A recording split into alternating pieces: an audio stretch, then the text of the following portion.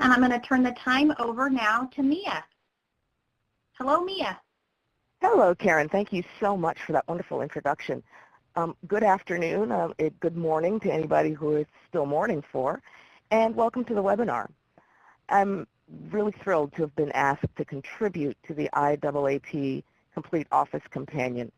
This is an awesome resource for new and seasoned professionals alike, and the tips we share today can be used across many areas, not just for administrative professionals. So during this time, if you have any questions, as Karen said, please type them in the Q&A box on the left side of your screen, and I will do my best to get them answered for you. Today, we're going to talk about some of the highlights in Chapter 17 on written correspondence. Learning and keeping up with business writing skills has a positive impact on your organization and your career and advancement. Since effective channels of communication are one of the cornerstones of a successful organization, navigating these channels well is important, particularly in an increasingly global workplace.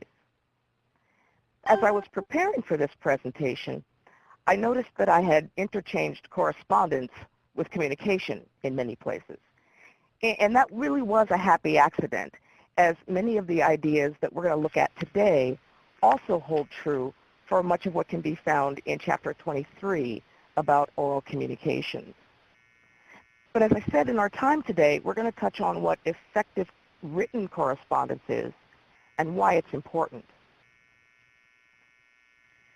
Robert Hosking of Office Team believes that polishing your writing skills is one of the best things you can do for your career.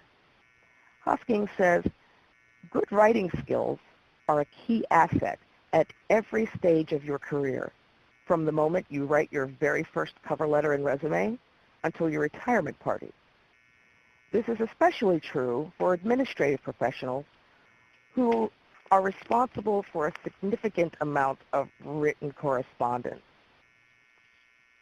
and do this on a daily basis. You don't have to be a published author or hold a degree in comparative literature to be a skilled writer. Sound written correspondence is advantageous for ambitious administrative professionals at all levels and across a wide range of industries. Grammarly reports that major companies spend upwards of $3 billion, yes, that is billion with a B, $3 billion training employees to improve their writing skills. These skills are so important to you as they can help you get a job, they can help you stay on your job, they can help you get promotions, and portray your organization in a positive or negative light.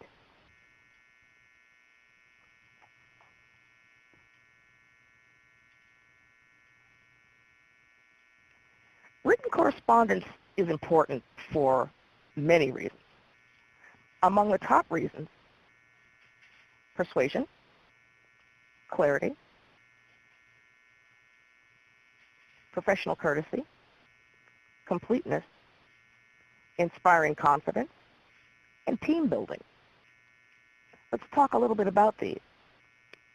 Before you begin the writing process, it's very important to know your audience. Who are your stakeholders?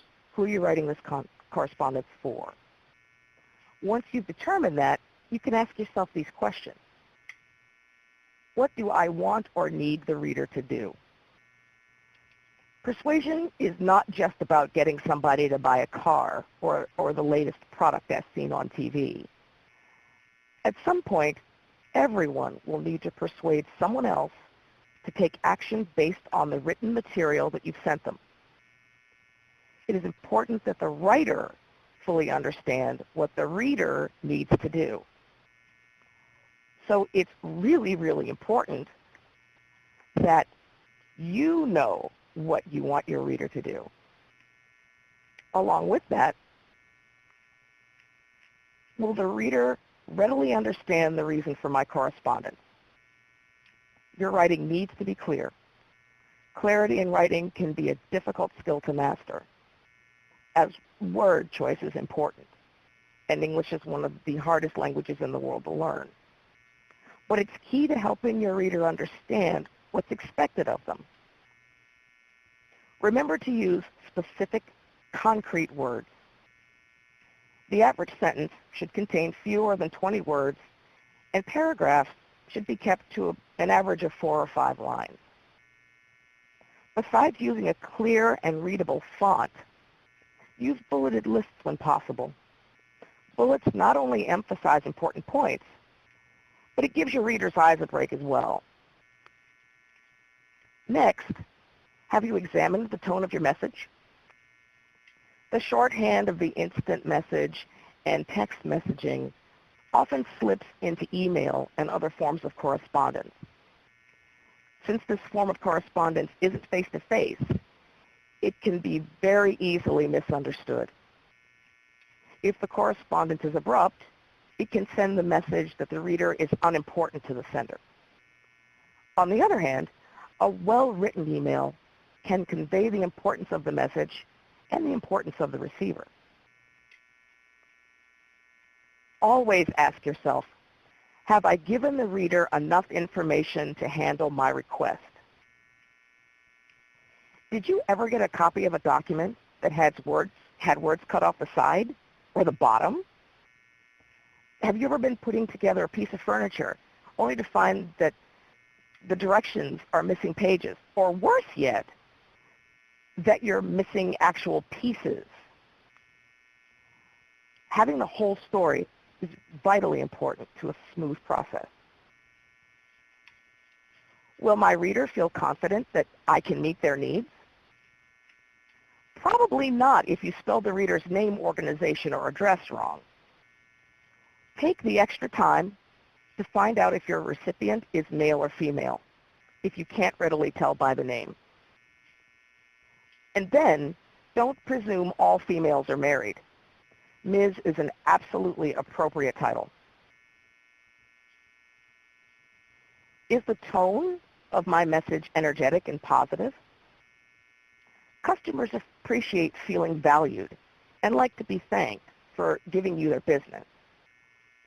One way to show employees that they're valued is by sharing company-wide accomplishments with the organization. A strong and positive tone not only inspires confidence, but helps to create a strong team with both internal and external stakeholders. Carry these ideas with you as you look at office manuals and publications in Chapter 11 of the Complete Office Companion, and written reports in Chapter 18. Purpose versus context.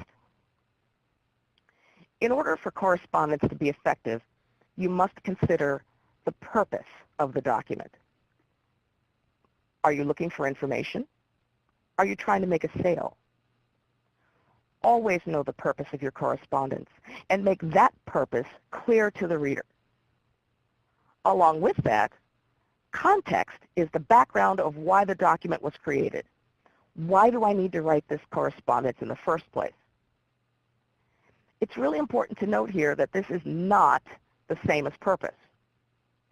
You can think of purpose as the what of your writing, and context as the why of your writing. Along with context and purpose, consider this. It's very easy to fire off an angry message.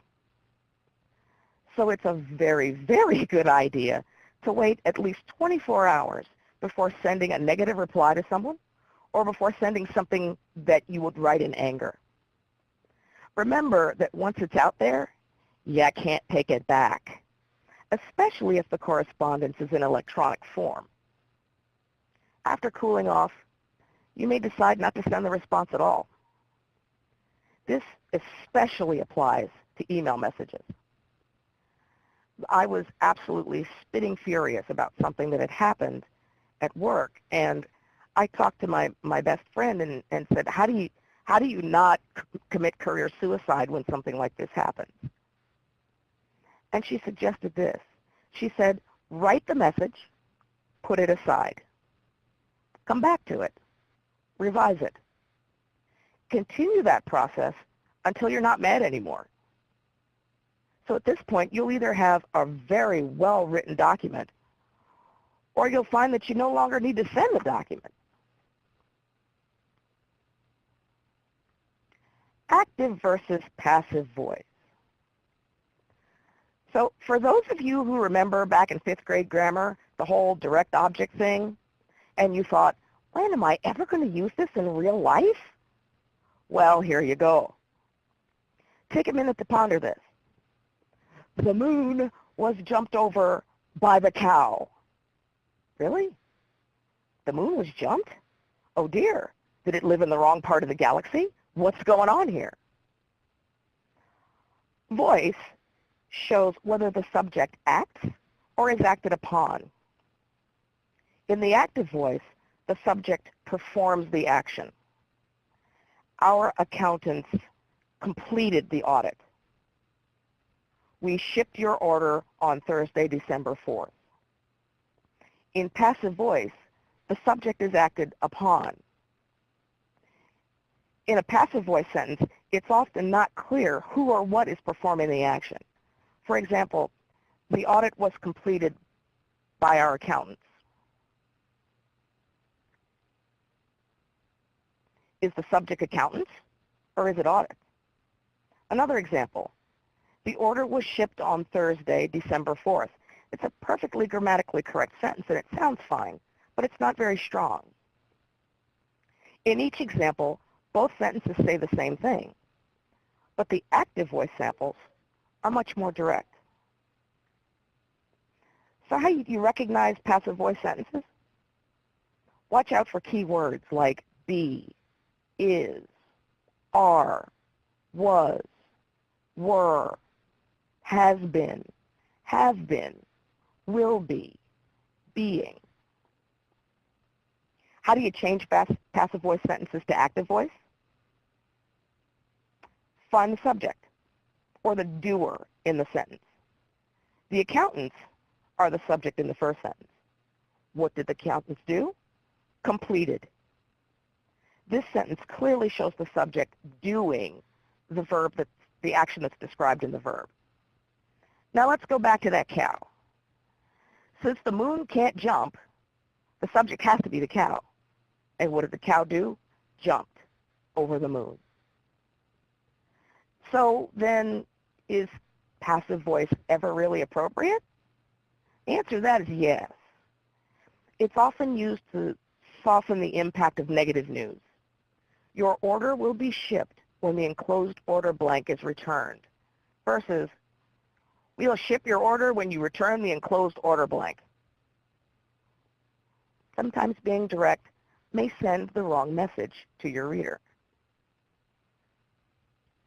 And now for a very important commercial message from your friend Proofreading. Today, administrative professionals have increasing responsibilities. We're long on the to-do list and short on time. However, it's well worth the time and effort to take the extra few minutes to make sure your correspondence is clear, concise, and error-free. You might remember from those 5th grade days the 3 R's as reading, writing, and arithmetic. But you'll stand in good stead with your written correspondence if you remember these 3 R's. Review.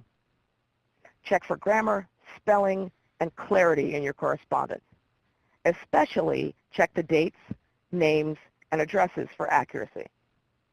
Make sure you're sending the right correspondence to the correct party. Next, reflect. Take mental note of your purpose and context and evaluate the effectiveness of your correspondence against this. Have you used a font that's easily readable?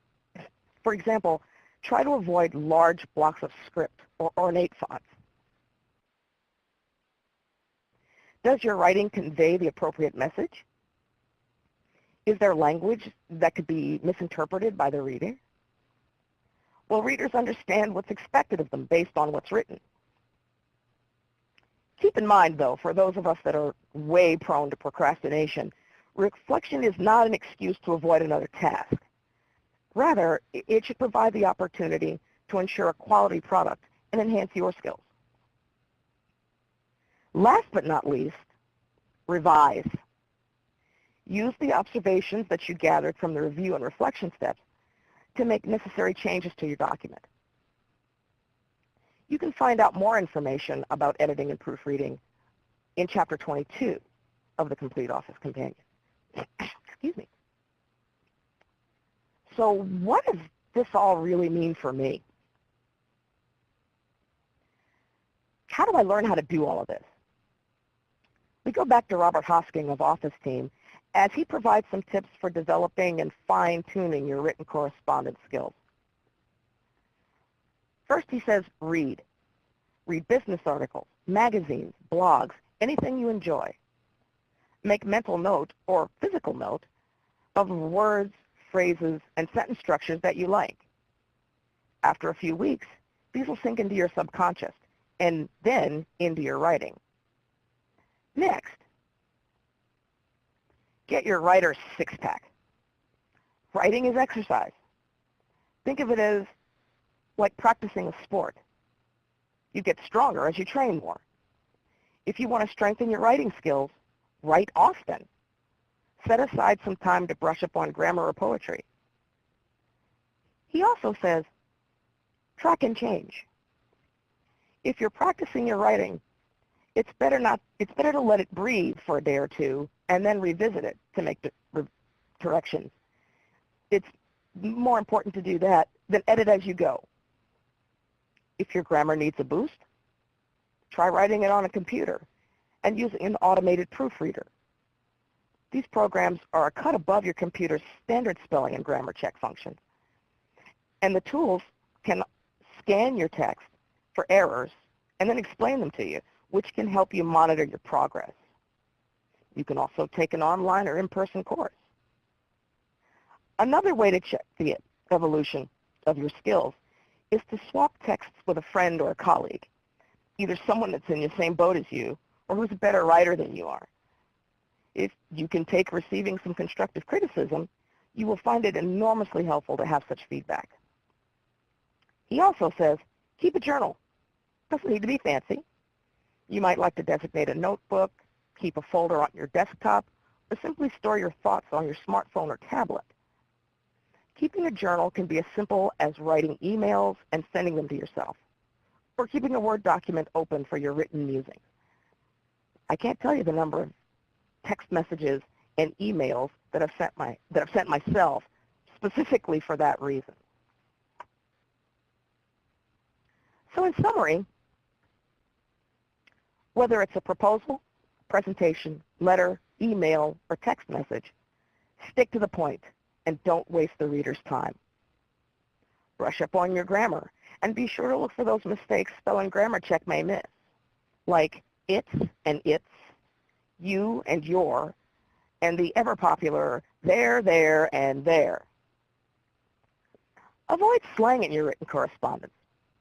LOL is fine for a text to a friend, but not fine for a memo to the board of directors. While email has largely replaced memos and actual typed letters, it's still very important to know how to draft this type of correspondence. Chapter 17 provides examples of common written correspondence, such as block letters and memos. Most professions require written correspondence. This can be your chance to shine, or it could hinder your success. Remember, good writing skills can help set you apart as a credible, capable, and trusted member of your team. That concludes the presentation, so now I'd like to open it up for questions. Are there any questions for me?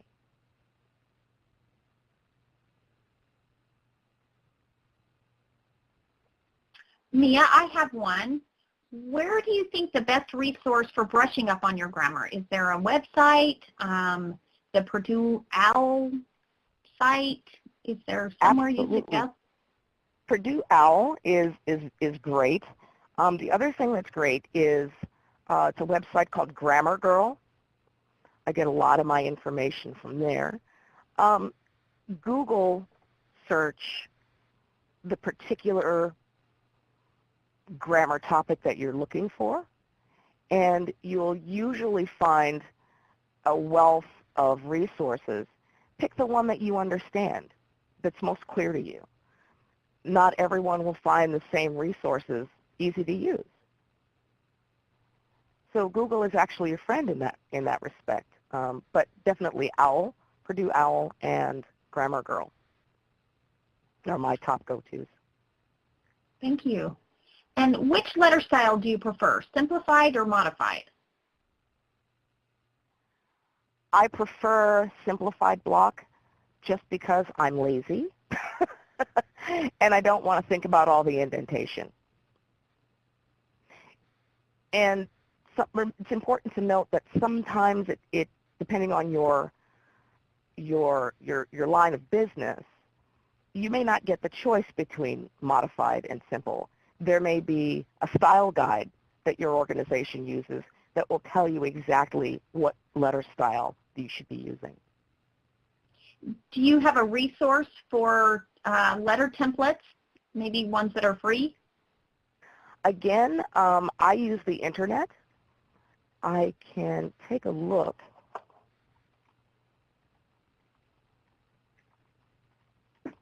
Again, OWL is good. Okay. If you Google letter templates, you'll get any odd number of free templates online. Also, remember that if you're using the Office products, the Microsoft products, there are templates available online at the Microsoft Office website. So I believe office.microsoft.com. Terrific. They also give you some Outlook they also give you some Outlook templates there as well. Oh, good. Email templates. Now, we do have a question from Karen Swoops. She asks, how can you convince a colleague to recognize the difference between text, email, and written correspondence?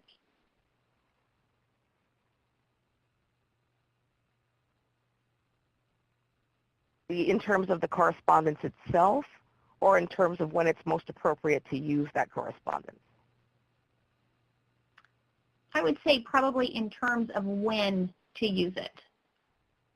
That's a very good question. Karen, if you could, she says when it's most appropriate. She's clarified. That's a very good question. Thank you. It's twofold, I think, or it's got several facets. One, what's the message you're trying to send? If you want to say, hey, you want to join me for lunch, very appropriate to use a text for that.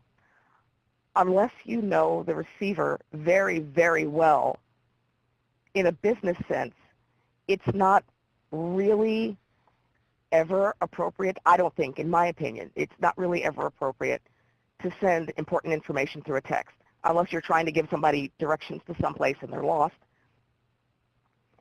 When is email important? You can use email when you need to get the message to your recipient quickly. You make sure it's well written.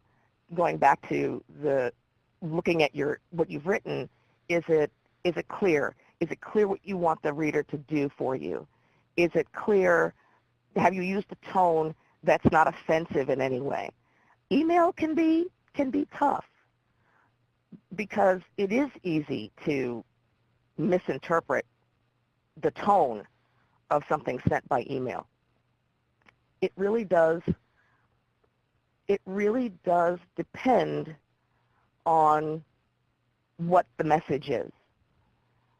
Sometimes it's not appropriate to send an email or a text message or an instant message. Sometimes, especially in legal circumstances, you need to send written correspondence. You need to send an actual physical letter. There's not really a cut and dry answer to that. I would say if your gut says to you, I really shouldn't put this into electronic form, because remember, like I said, once it's out there, you can't take it back.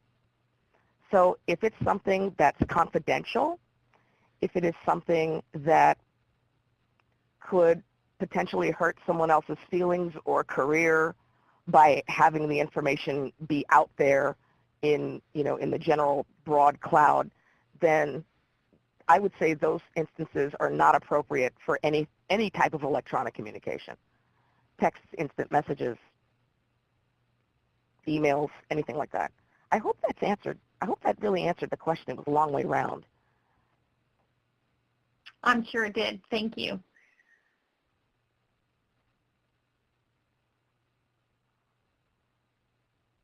All right, I think we are ready to wrap up. I do want to remind you that the Complete Office Companion is now available. You can click on this slide to be taken to the subscription site. Once again, we thank you for attending and wish you all a great day. Thank you so much, Mia.